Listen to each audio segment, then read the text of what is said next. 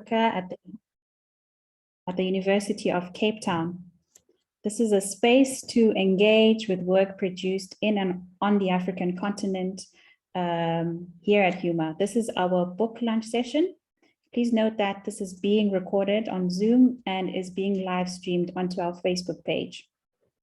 This is one of several seminar series at HUMA, all of which aim to engage and critically discuss the scholarly work, research, and publishing in Africa. Today, our guest is Sue Nyathi, who is a best-selling author of 4 novels, highly praised by her readers. She is a strong literary figure who has nurtured her writing and creative talent since her childhood. She holds a master's degree in finance and investment from the National University of Science and Technology in Zimbabwe. And her career in this field spans over 10 years and more than 5 years in economic development consultancy. She has, however, still continued to write despite her career focus. She was a freelance writer for the Steaming Off column, which is in the Sunday Mail, a weekly newspaper in Harare. Most of her articles there concerned love and relationships and were well received by her audience. She relocated to Johannesburg from Zimbabwe in 2008, at the same time as her characters in Gold Diggers, who also took their journey to South Africa.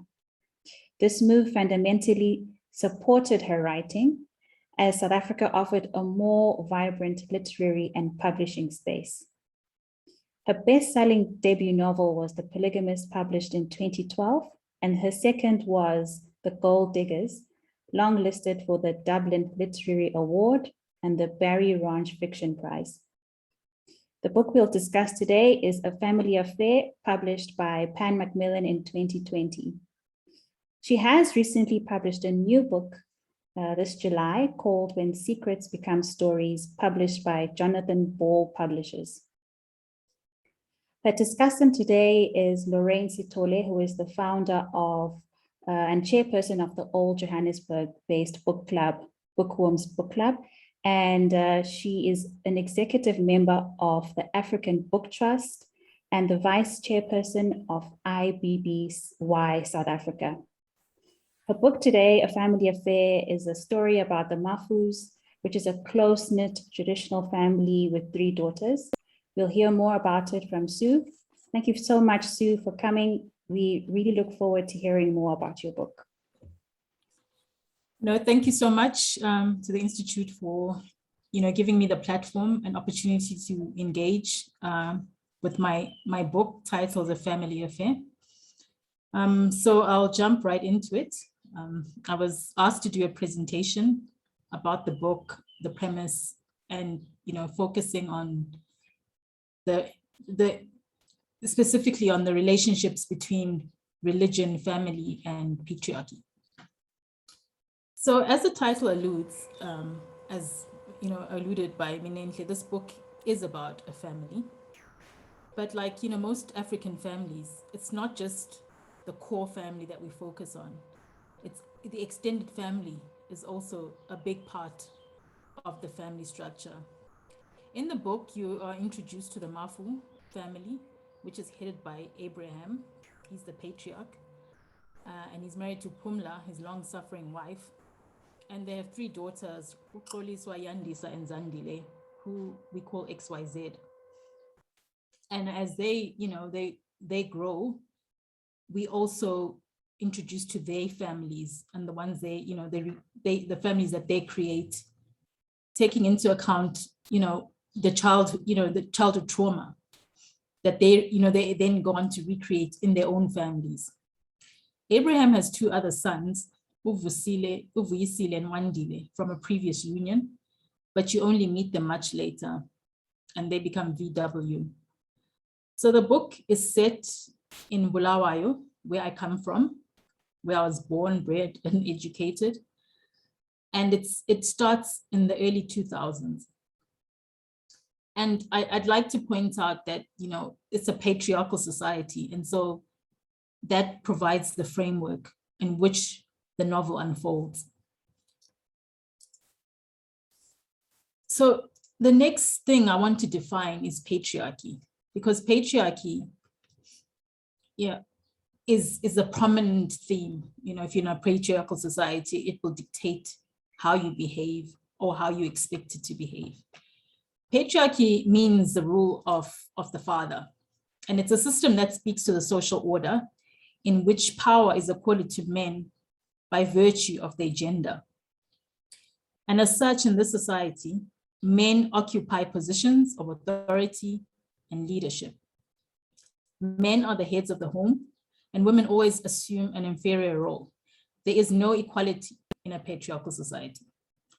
This system is also reflected in the Mafu household and the society in which the story plays out. And this creates the background in which the characters exist, and it influences their life choices. And it's that patriarchal society that also forms the belief systems of their characters. So ultimately, this book is about the choices we make, good or bad, whether they're ill-informed or well-informed. Because as individuals, we are the sum of our choices. And whatever choices we make in life, we ultimately need to own them. So when we speak of patriarchy, there's a tree that is used to illustrate. I found this illustration by Esther L. Danielson. And you know, the tree is used as a metaphor to describe the system of patriarchy. So you start off with the roots. You know, patriarchy is rooted in male dominance and male control, okay? And this is what influences, you know, the gender dynamics in the workplace, in our political lives, in our home lives, in our social lives. The roots are deep and they're hard to disentangle. When we look at the trunk of the tree, it represents the institutions which prop up and support patriarchy. So these institutions include the courts, the police, the education system, the economy. All these are designed to prop up the system. And then the leaves represent the individuals, okay, in the society, and the branches show how people connect and interface with those patriarchal systems. So oftentimes when we speak of dismantling patriarchy, what most of the times people are doing is just trying to chip away at the trunk of the tree. But ultimately, if we want to dismantle patriarchy, we really need to uproot it completely, just uproot everything, because it really is an overhaul of a mindset. And the tree in this book plays two roles, right? If you see on the cover of the book, I don't know if if people have seen the cover, but there's a tree as well in the cover, which also speaks to how as families, you're part of a family tree. You know, you have roots in this family and the branches of the different people in your family and how it spreads out. And how, as the tree spreads, it also shows how your own family grows and expands. And the cover itself is a photograph of a tree, but it's been torn into 4 pieces. And then the image shows, you know, the pieces being put back with Band-Aid, which also shows, you know, the tearing of that family structure, how it's torn. And oftentimes, because of conflict, we have tearing in our families. But the problem is, you know, we deal with the wounds at a superficial level with Band-Aid.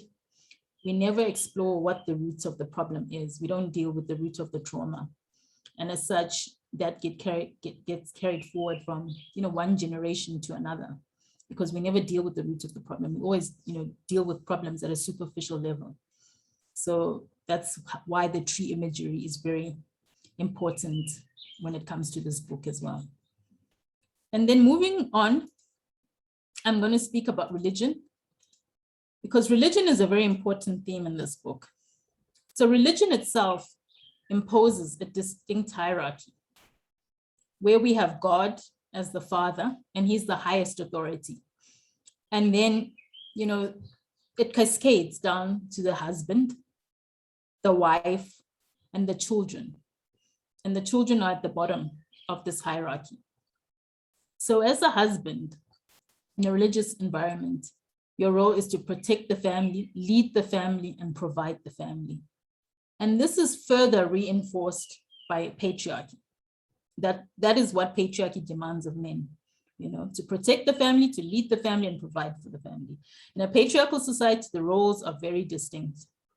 The wife's role is to comfort her husband, nurture and raise the children, teach them, manners, that's her role in a patriarchal society, right? And once again, these constructs are enforced by patriarchy. So patriarchy is also, that's how it interacts with religion, right? They work hand in hand. And then the children are supposed to love and obey their parents, be dutiful children. And, this is how that system works. Honor your parents. And religion cultivates that, and patriarchy also reinforces that concept. So in the Mafo household, you see this. We have Abraham, who is initially before he becomes a man of the cloth, he's a businessman. And Pumla, though she has a career before, she gives that career up to be a housewife, and to raise their children. So we also see that later on, Zandile, also her path in life follows this religious and patriarchal, structure and construct. And the importance of religion as well is that, inheritance falls in the male line, and we have a home where there are only daughters in this family. There are no sons there to carry the family name. So when Abraham's sons are unearthed, this also speaks to, how patriarchy favors the men over the women, even though, the men might not be as capable as the women. So we move on, when we follow on from religion. So because I said, patriarchy is also anchored by religion. So in this society, marriage becomes very, very important, and women are groomed for marriage from a very young age. And I was also groomed for marriage, like most of us who grow up in this society, right? And society conditions us to believe that we're not complete until you're married, and that your worth is attached, to a man. So a woman, you might have accomplishments on your own, but you are not worthy until, you have a man and you are married off, to a man. So that sort of gives you the stature in the society. And then religion also plays to the fore, because you have religions telling you that, marriage is, therefore a man shall leave his father and his mother and hold fast to his wife, and they shall become one flesh. And then Proverbs 18 verse 22, he who finds a wife finds a good thing and obtains favor from the Lord. So, marriage is something that we are taught to aspire to both from a religious perspective and a traditional cultural perspective as well. So women often feel inadequate when they don't achieve marriage. Hence the phrase, marriage is an achievement. So in a patriarchal society, women have a choice between two types of men. So you have the toxic patriarchs. In the book, they're largely represented by people like Abraham and Wesley. And then you have the benevolent patriarchs, Ondaba, Omakawe. So women, whether it's by choice or by luck, these are the kind of men, they can choose from in this kind of society. And then the book also explores sex, because sex is something to be had only in the confines of marriage. So, sex out of marriage is discouraged, though it does happen. And sex also is important for procreation, and it's a book about family. So you're going to have that discussion about sex. But I think what's also important is to understand that in this book, I also use the exposition of sex to show consensual and non-consensual sex, and that sex is not only just about reproduction, but it can also be used, for control or as, power, because there's rape as well in the book. And it shows how rape can be used, as a tool for power. And the book also looks at sexual grooming, which is something that happens in a lot of families, sexual molestation. But as such, families always tend to sort of like sweep these things under the carpet, and it becomes like a family affair. It's not something that, we seek legal address. It's something that's dealt within the family, and it's covered in and hushed and dealt in hushed tones. So moving on from marriage, we have, marriage, we have the wedding ring. I mean, the ring represents marriage. And what's important, the symbolism of this ring is that the ring has no beginning or an end. It's circular. And the book begins with a wedding and it ends with one, and it comes full circle. And the symbolism of the wedding ring is very important. What does it mean? A ring is supposed to represent eternal love and commitment. But is this what is reflected in the marriages that we see, in the marriages that we are in? The ring is also a prize, okay? It's also a status symbol. While to others in the book, the ring represents a prison, oppression, loss of freedom, loss of autonomy, which is seen in marriages like Edna's marriage. Till death do us part, when people recite that vow, it becomes very important. And a lot of women have literally died trying to uphold this institution of marriage. And this is also another theme that's very important in the book, that, people have died in this institution, died trying to uphold it and everything that it represents. And the ring is also something to be sanctified, as Ndaba has shown that in his marriage, he sanctifies the union through the ring. And for other men in the book, the ring is just an accessory, something they wear, but they don't necessarily believe in. So now I'm going to unpack the three main characters, because the story is told through three protagonists. So we have Uxoliswa. She's the firstborn daughter who essentially becomes a deputy parent as she mothers her own siblings and becomes her mother's caretaker at times when her mother sort of can't hold it together in the marriage. Uxoliswa grows up into an accomplished, successful woman who is unmarried. She has her own money, she's achieved success, but not being married becomes a blemish on her character. She then goes on to have children out of wedlock in this patriarchal society, which is something that's stigmatized. And single mothers do get shamed, even though they're the ones who choose to stay. There's shame that comes with being a single mother. And the shame comes from the fact that she's living outside the purity culture, which is very important in a patriarchal society. And then into the final straw is that, Uxoliswa ends up dating a married man, for companionship, which is, is considered immoral, considering the religious construct of the society. And so it explores the choices that she makes, and that there are many women who make the same choices like Uxoliswa. It might not necessarily be morally correct, but it's a choice nonetheless. And this book is, like I said earlier, about making your own choices and owning them.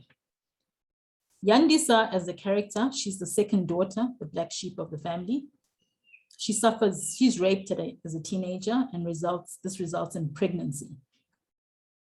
So her loss of virginity, whilst it's not her fault, and the resultant pregnancy are both shameful things in this religious and traditional home. Yandisa sent away to give birth so as not to embarrass the family. And when she returns, the parents take on her child as their own to hide the shame. So Babalo becomes a representation of the shame and how it manifests in her life. So Yandisa, throughout the story, is trying to disassociate herself from the 15-year-old girl who got raped and the shame that came with it. And she extricates herself from the responsibility of raising, her daughter. And in such instances, like Yandisa's, therapy might have helped her deal with the trauma, but this is not even something that is offered. Instead, she's shamed and she is silenced, and she internalizes that shame. So she doesn't heal from it, but it becomes an open and festering wound. And when we retain shame, the poison in us just spreads. And that's why Yandisa acts out in negative ways. And so Yandisa's character becomes motivated with just covering the shame, and she wants to sanitize her image, and her reputation, as a teen mom. And so she wants love and acceptance, and she gets that through marriage. So Yandisa basically is doing a PR exercise with her unresolved trauma. And then finally, the third sister, Uzandile, as a character, she's a template for women living in a patriarchal society. She gets educated, then gets married. She's a virgin. And remember, this endorses the purity culture of having one sex partner for life. And it's not just enough to get married, she marries well. And she's the dutiful daughter who does everything the right way. She plays the role of dutiful wife, doting mom. But however, in playing this role, she loses herself in the whole Mr. and Mrs. And then she wakes up and, starts to question, is this all? Is this it? Is this all there is to my life? And as such, she questions, the boundaries imposed on women in a patriarchal society. So I'm going to stop there. I was given 20 minutes. So now I'm going to hand over to Lorraine. I don't know what comes first, is the Q&A or the discussion. I don't know, but thank you. Thank you so much, Sue, for that overview and exploration of the themes, unpacking the themes of your book. We really look forward to hearing Lorraine's engagement, what she has to say, and then this will be followed by a Q&A.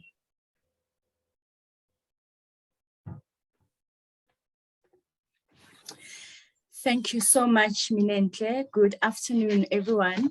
And thank you for this opportunity to share my views as a reader of A Family Affair. It's quite exciting because A Family Affair was published a year ago, last week, and now we are here talking about it again, and I cannot wait to share my thoughts on it. Okay. So this is what I thought of A Family Affair last year. Obviously, I revisited my notes over the past few weeks and read it again just to see how I feel about it a year later. And I can safely say, Sue, that nothing much has changed, a little bit. So I cannot wait to share my thoughts with the rest of the viewers. A Family Affair is a big dramatic novel centering a family, the Mafus, and follows the lives of their three daughters, Xoliswa, Yandisa, and Zandile. With a narrative time of nearly a decade, Nyathi gives us more than a slice of life of a family, perfect at first glance, but faulty on closer inspection, like any other family. The story starts off in an amazing setting. The youngest, who has misgivings, Zandile, has a big fat white wedding, flanked and supported by both her sisters on her way to church to marry the love of her life, Ndaba. Soon this sets the big tone of the novel, the commodification of womanhood, wedding ceremonies, and how the bride, especially in A Family Affair, Zandile, is presented like an offering to the world, more like a Cinderella, which would be otherwise pretentious and a contradiction of how they live their lives on a regular basis. What follows is a conversation which was very profound of the two sisters, Ndaba's sisters, both aunties body shame Yandisa and reduce Xolisa's status, an accomplished woman in her own right, because she is unmarried, and lament their brothers agreeing to have Zandile marry before her older sister. Zandile has two older sisters, but they both do not expect much from Yandisa because we are the total sum of our experiences, particular negative ones. Somehow society erases you once something bad happens to you, even through no fault of yours. The matriarch and the patriarch of the family, Pumla and Abraham Mafu, have a tight grip on the family using the Bible as both a staff and a rod, and are on a mission to create and maintain a picture consummate to their status as founders and drivers of a megachurch. Meanwhile, a cauldron is cooking. Polisa finds herself in a position totally different from her vision board. Yandisa ends up with a ring, which costs her more than it should to keep, but will not give up. And Zandile yearns for more than being a wife and a mother. A question is then raised by one of the aunties. Can you have both a family and a career? But nobody asks men that. That is never offered as a choice to men. They can have both, but for women, a sacrifice has to be made. Pretty soon, things unravel. Devastating secrets threaten to spill out, and as with all secrets, they cannot be hidden away forever. The daughters of the family move on to carve lives separate from their parents, and we experience their different journeys, some with devastating consequences with them. As with all families, our parents had lives before we came along. We see this when a secret is unraveled of a past between Abraham and Pumla. Our parents had dreams and hopes and had made decisions which devastated their familial relationships, and this becomes glaring in the third quarter of the book when the evidence of the beginning of Abraham and Pumla's story unveils itself, and Abraham's guilt drives him to an atonement of disastrous consequences. Many of us will find this part of the story so relatable, and I chuckled from an encounter my siblings and I had a few years ago, and how that situation turned out to be more hilarious than devastating. As you can imagine, a story this big and this long will cover a myriad of themes, from grooming teenagers and sexually assaulting them, unplanned pregnancies, and the rights of a teenage girl pertaining to an unwanted pregnancy. That theme still haunts me as a parent as well as a daughter. The romanticizing of the culture of endurance and silence as a symbol and the trope of a strong Black wife is carried throughout the narration. From the Makoti duties, which border on the abusive, to the burden placed on the wife as the sole builder and carrier of the family, whose main job is to make the husband happy at all costs. The in-laws' expectations and their role in the establishment of new families is foregrounded. And we experience not only the perpetuation of patriarchal norms and customs, whose sole purpose is to oppress, shame, and suppress the new Makoti. We also see how Zandile's identity and womanhood is reduced because of her birthing, childcare, and housekeeping choices. A family affair is not only a melodrama, it contributes to the greater discourse on gender-based violence. This is evident in Yandisa and her husband's marriage. The value and worth of women in the African context, the law of inheritance in the African context, which Sue brings about when she introduces us to the two unacknowledged sons of Abraham's, who suddenly must now be the heir to the family business. Our agencies as Black women, which are always overshadowed by the demands of the family, and how married women often defer their dreams to assist their husbands build careers and still have their contribution minimized. Nyathi interrogates important women-centric issues against the background of a collapsing Zimbabwean economy, the widening inequality gap resulting in forced migration and the burden young families carry in supporting elderly parents. We also experience a day in the life of an affluent Zimbabwean. Such big lives, mirroring the affluent American reality shows, the shopping across the border, the chauffeur-driven excursions.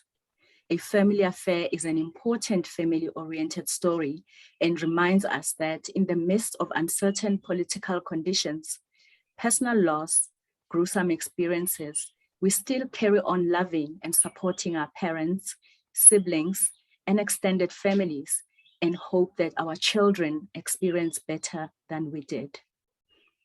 This story elicited laughter because we've been hypocritical as women, and tears because though we fall, change is within our reach.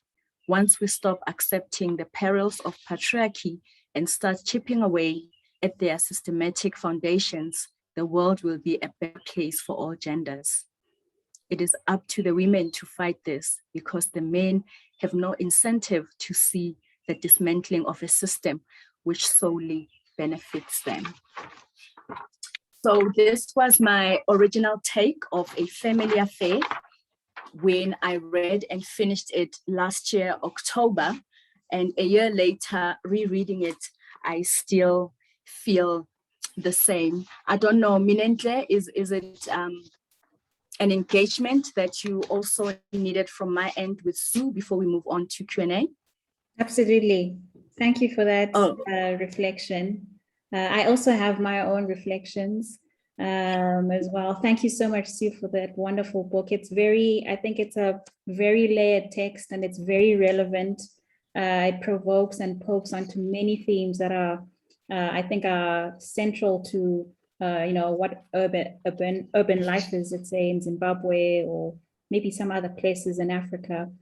How patriarchy might evolve in an urban space. What is patriarchy? And I have many questions. Perhaps before I open the floor to Q&A, my thoughts on this text or questions as well include things like the entanglements of cultures. When we think about a family affair and the so-called rules or social rules that people are meant to live by, could it be a result of entanglements of cultures between Western centrism and African traditions? Those are where my thoughts are. And also, when you speak about patriarchies, what are the strands of patriarchies? Is it are some of the ideas of patriarchy borrowed from other regions? Since this is a diasporic space where people move in and out, what makes that? What makes patriarchy, and how does this evolve with all these exchanges that people make? And those are my thoughts and kind of questions. And when we talk about uprooting patriarchy, as Lorraine has put it, what is then the utopic ideal, the utopic society that we are trying to aim for? Is my question. And other questions like you mentioned, like unwanted pregnancy. What I know this is quite philosophical. What is an unwanted pregnancy? I know some academics would like to unpack that. So you may respond, but I see a question in the chat room. Divine says, thank you, Sue and Lorraine. How do we balance being African and being in the world? Is a question from Divine. Okay. Yeah, okay. I'll start. Oh, there are quite a few questions there. I tried to get, some of them, but I might have missed some. But I think in essence, when we speak about patriarchy, right, it's essentially male dominance, right? And that male dominance is reflected in many places. So in church, if we start in church, for instance, it's the male pastoring of church services. I mean, very few churches have embraced female pastors or priests or, just females at the helm, taking, a lead in sermons, in worship. And you see this in the type of sermons as well that are preached. I mean, I remember there was a question that was raised that in the women, we don't see any powerful women in the Bible, that the Bible itself is very patriarchal, it's very oppressive. While that could be true, it's not necessarily true. There are powerful women, but you find because we have male pastors, they tend to focus on verses that speak to oppression, women being submissive to the men, you know. But we had women in the Bible like Deborah in jail who are very powerful. Deborah was a judge, you know, and she presided over, you know, a people long before they were kings. There was a system of kings. And that shows you that the power that was accorded to women. So I always say it's because of that we live under the male gaze. So everything's menocentric, if there's a word like that. It's male-centric.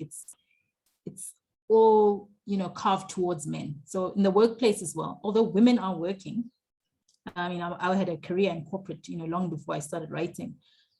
But you see it there too, you know, so it's women are there to fill quotas, right? But our working conditions, we don't get the same pay as men, even though we may work the same hours or even more. We still not recognized as par. You know, men get paid more. So it's that, and you see it in all facets of our lives, that it's still, you know, it's still reflected, whether you're in Africa or in Europe or in the West, as you put it. But I mean, I think in the West, greater advances have been made. I mean, I think a lot of Western feminists will look at us and think, you know, African feminists still have a long way to go. And we do, you know, because we have a culture that also, you know, promulgates and sort of, you know, tends to oppress women as well.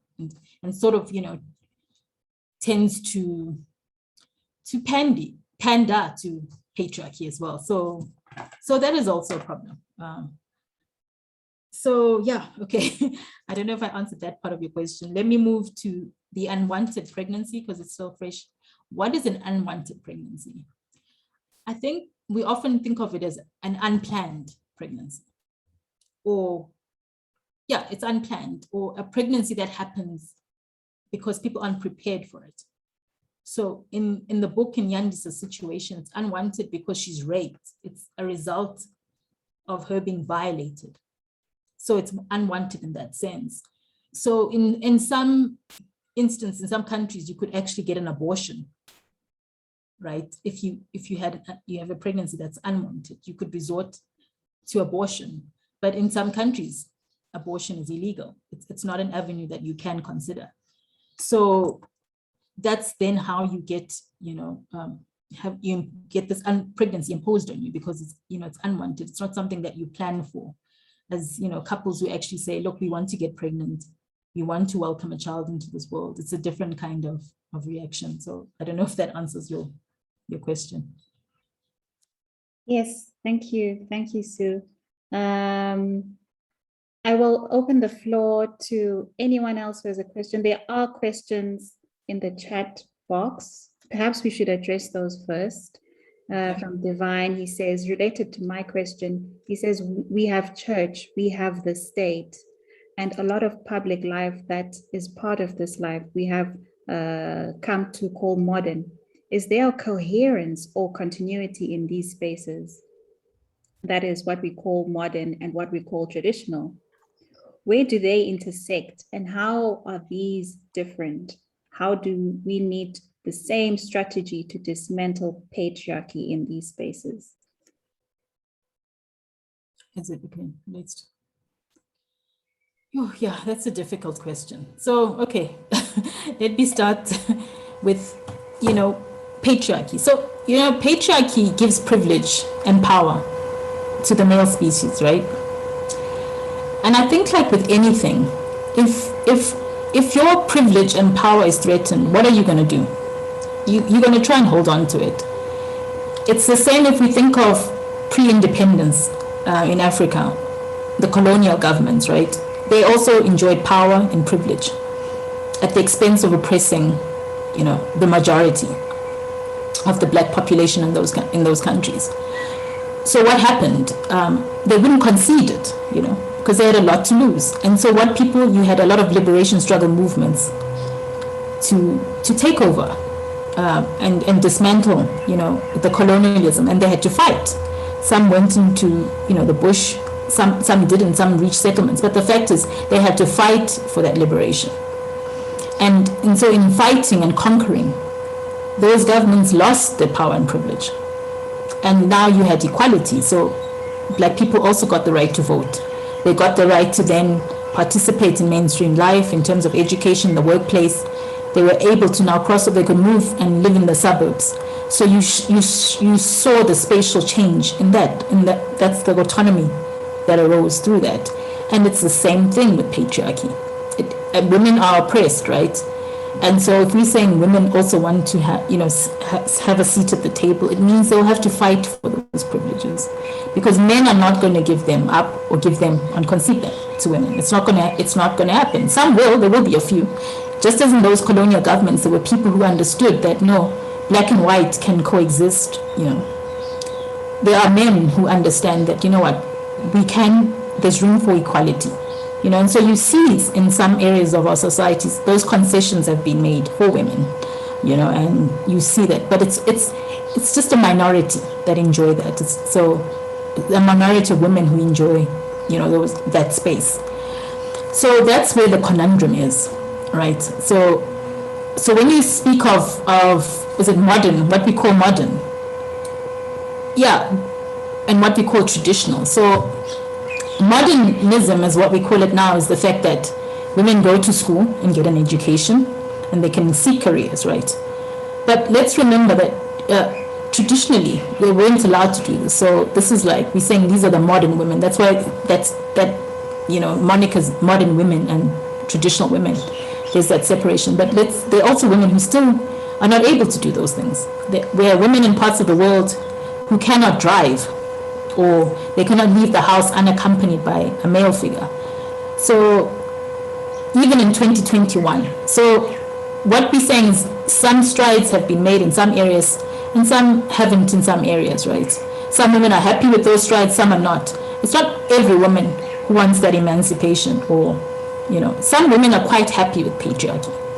So, which is what also makes it very difficult. It's not all women who want to live, and be equal. Some women are quite happy being submissive and living under the status quo. So that makes it very difficult to sort of dismantle the spaces, because it's not a universal goal of all women. Okay, I don't know if I've answered that question. Yes, thank you so much for that reply. So there's a noise coming from your side. I'm not sure. Is it? Okay. Maybe I should just leave and rejoin. That is also okay. We could. Meanwhile, we can also engage with Lorraine. Okay. Yeah. Once you mute it, it goes. I wanted to ask Lorraine, do you have any response to Sue with respect to what she has said?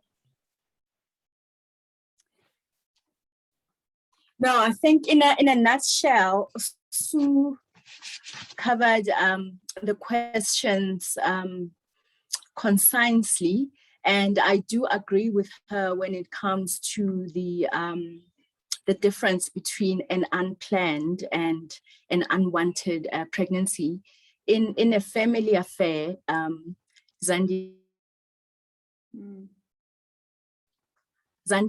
is raped as a teenager, and by an older guy. They were in a relationship, but she did not give her consent, and it resulted in a pregnancy. Not only was it unplanned, it was also unwanted, but because of who her parents were, as well as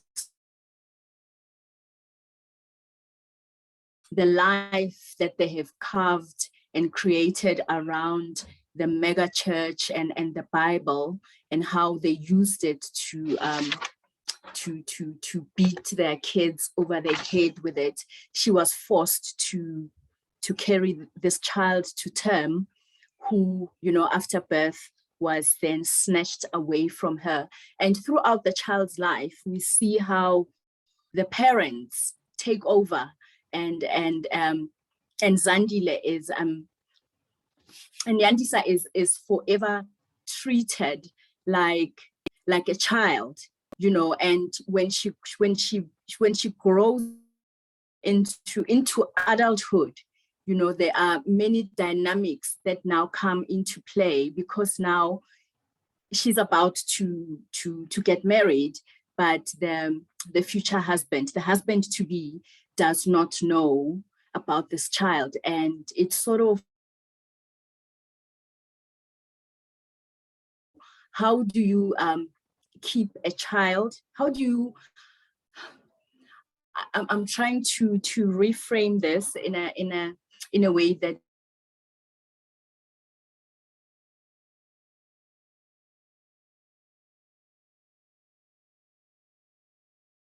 Lorraine, can you hear us? We seem to have lost some connection with Lorraine. Unfortunately, the connection isn't very good. But just speaking of children, there's a comment in the chat from Divine that says, in the previous week in one of our seminars, there's a collective motherhood phenomenon which has attention to single motherhood. And the question is that, especially if it's a child, what belongs to and is the product of community is a question that Divine has asked. I think Sue also exited the room, but she's back. Lorraine? Oh, I'm back. I lost you guys momentarily. My internet, my connection is not very stable. So yeah, I was speaking to the way, especially in this book, the way secrets are maintained and contained throughout decades, because one of the big things that come out of a family affair is the concealment of this child. And now that the mother is about to get married, you know, how do you then start having an honest conversation with your husband to be about a child that has always been presented to the world as your younger sibling? So those are the things that, you know, when you read a family affair, you know, you start grappling with them, that, you know, we have these big themes, these overarching themes like religion and patriarchy. Meanwhile, we have, you know, everyday lives that must be lived inside those constraints. And for me, it was such a heartbreaking moment, you know, to see that unfolding. And I just hope that I wish that both Abraham and Pumla were better parents, but because they were ruled by this patriarchal world, which is anchored on religion, they were ruled by that. You know, those are the decisions that they made, and unfortunately, they had devastating effects on everyone. Yeah, thank you. Aza, I see your hand, but before I get to you, I just would like to touch on Divine's question in the chat box. He mentions collective motherhood, and he asks, does collective motherhood, is it in tension with single motherhood? Because a lot of us who grew up in African communities, especially, let's say, in the township or the rural area, where parenthood or motherhood is a collective activity, could you say this is in tension with single motherhood that you maybe face in the urban areas? And he asks as well in the chat, does the upbringing of the child a product of the community, given those two different types of motherhood?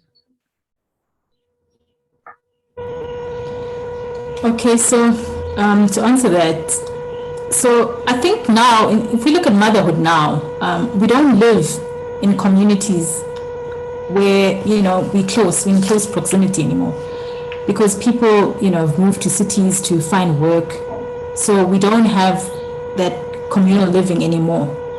Whereas in the book, it's such that, you know, whilst, Yandisa's daughter is raised by her parents, okoko, I mean, we see that a lot. It happens. That still happens, right? Whether, you've moved or not, a lot of kids, if they're born out of wedlock, their grandparents take them on. So as to essentially free the daughter if she is to move on and get married. She doesn't have the burden of that child who was born at home. So essentially she becomes umntwana obokoko, that still happens. But I think in terms of raising collectively, that doesn't happen anymore because people have moved. We're no longer a village, even in the ways that we live. Even if you're living in an estate, a gated community estate, some people don't even know their neighbors. So that villageness has gone out of the way we've lived and evolved in the way we live now. It worked in those days when people lived in close community, in clusters, but that doesn't work very much anymore. And people, you can't trust your community anymore. I mean, we now live in an era of sexual abuse, sexual assault is rife. Can you trust your neighbor with your child? We've seen that you can't. So there's that's been lost to that trust as well. Thank you, Sue. There is a question in the audience from Aza. Aza, would you kindly unmute and ask your question? Thank you very much. I really enjoyed, and I'm looking really forward to read the novel. I want to bring you to the symbol of the tree. The symbol of the tree is the family tree, or it has also, it's also framed in different ways, family pedigrees, family genealogies, and how it was this idea of the symbol of the tree as a symbol of family, and you said it's a symbol for patriarchy. It is a Western construct of families, and it is used during it refers to it was more used by the aristocratic families, and it's used in a context where family ties and family relations matters. And my question will be like, okay, if you are asked to by an editor to bring a symbol that's more to the local context that refers to a family and change the family tree or change the symbol of the tree, what would be that? What would that symbol be, and why would you choose it? Just to it's part of all our ideas of trying to refrain from what is Westernly contextualized to what is Westernly conceptualized and contextualized and brought and opposed on us because of colonialism, and because the colonial power needed to specify particular families and needed to somehow build that kind of genealogies and give them that kind of aristocratic status. So would there be an alternative for that? I would still use the tree, Okay. even if it's for different reasons. Because when I conceptualized it, I wasn't even thinking of the Western. It was always African. The story is about Africans. I use the tree simply because of the roots. I think that's a more powerful symbol for us Africans. The roots, where you come from, because when we talk about your background, your culture, people always say, where are your roots? You need to know your roots. Where do you come from? So for me, that would be the more powerful, symbolism in terms of the roots. Because each time people talk about, when you're uprooted, you no longer, it relates to the soil. And we, as children, African children, we the children of the soil. So for me, that is this, the analogy, and that would come to mind, the roots specifically of that tree, but it would still be a tree, but the roots would be more important. And yeah, if you think about a lot of our rituals as well, things when you give birth and what happens to the child's belly button, I think that's what you call it, and where it's buried, it's those kind of things. Yeah, so yeah, for me the root is more important. And yeah, a lot of medicine, that African medicine, is in the roots, and people are always concerned about the roots. Yeah, so for me that's what's important, the roots of the tree, but it's still a tree. It's just a different focus. Yeah. Okay. Thank you, Azza. Thank you, Sue. I just would like to share my thoughts on the roots. I think that when we speak about roots and identity, even in the confines of Africa, I think these roots, I find them very multifaceted, very, there's so much hybridity, so many, these roots transcend borders, transcend ethnicity, transcend all sorts of boundaries. And I think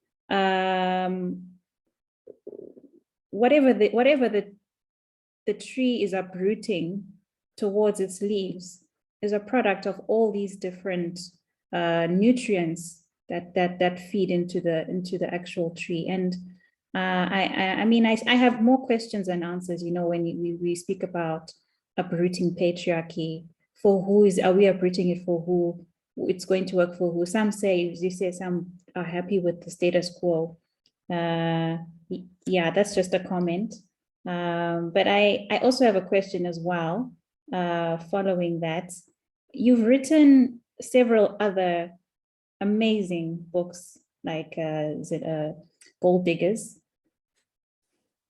Can you just comment on your inspiration behind your writing? Do you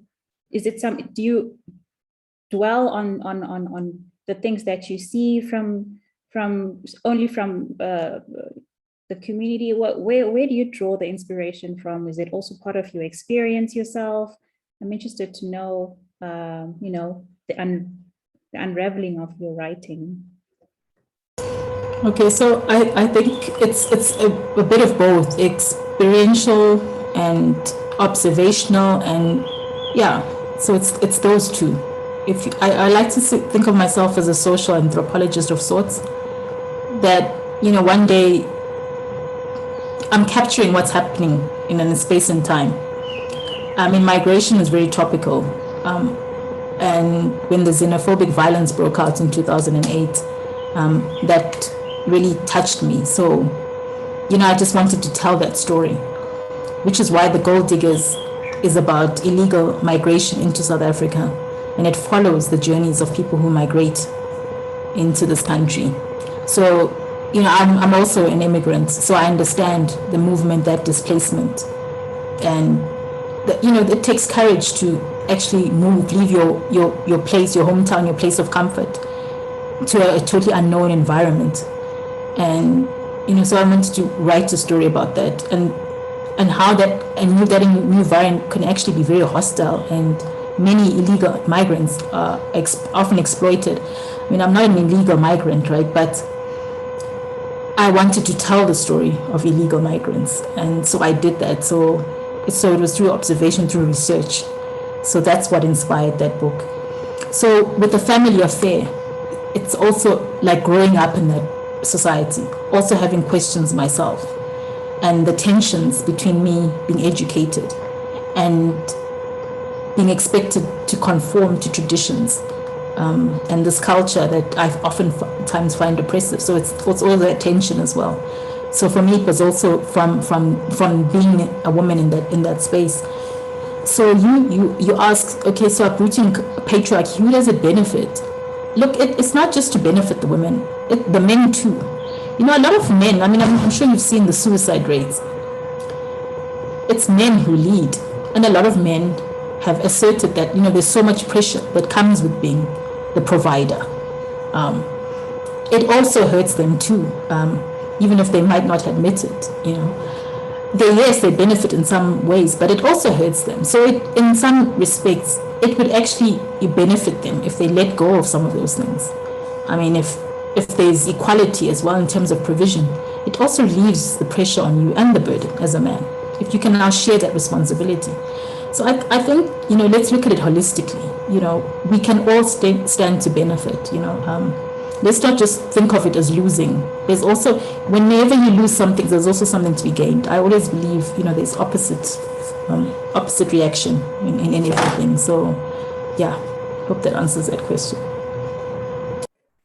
Thank you so much. If there are no other hands, Sue, could you kindly share with us where we can find your books?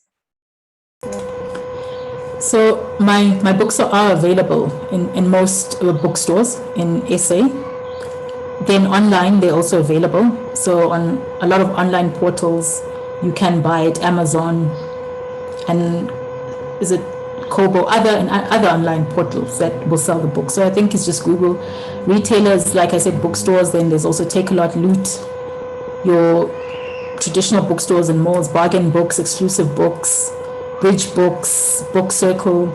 So most stores will carry my books, and you can also check on my website for listings, other listings beyond those that I've mentioned. Yeah, so it's pretty much, all of them are pretty much available anyway. You just, Google as well. You'll find them in any other bookstores that I might not have mentioned. And Audible as well. Yeah, it's also available. The Gold Diggers is available. Wonderful. Thank you so much, Sue, for that wonderful discussion on A Family Affair. Thank you so much, Lorraine, for being a discussant. And I really hope we carry on thinking about this book at UMA and beyond, thinking about the themes in the book and the evolution of the ways of life that this book really thoroughly unpacks. I would like to conclude this session by inviting you to our next or upcoming events at UMA, which we have on a weekly basis. As I mentioned earlier, there are other seminar series that we hold. On Wednesday, we have Leslie Gittings, who will speak in the doctoral seminar series. And on Thursday, we will have Rachel Sprunk, who will speak in the HUMA Interdisciplinary Seminar Series. And next week, on the 20th of October, we have Blair Rutherford speaking in the Human Africa Epistemology Advanced Seminar Series. Please consult our website for further information on all our events. And we look forward to seeing you all again. Thank you once again. Thank you, Sue, and congratulations on your latest book, Secrets That Become Stories. And thank you, Lorraine, for sharing your thoughts on Sue's book. We hope to continue our engagement with you. Thank you for the website and the chat, Sue. Thank you. It's a pleasure. Thank you so much. Thank you.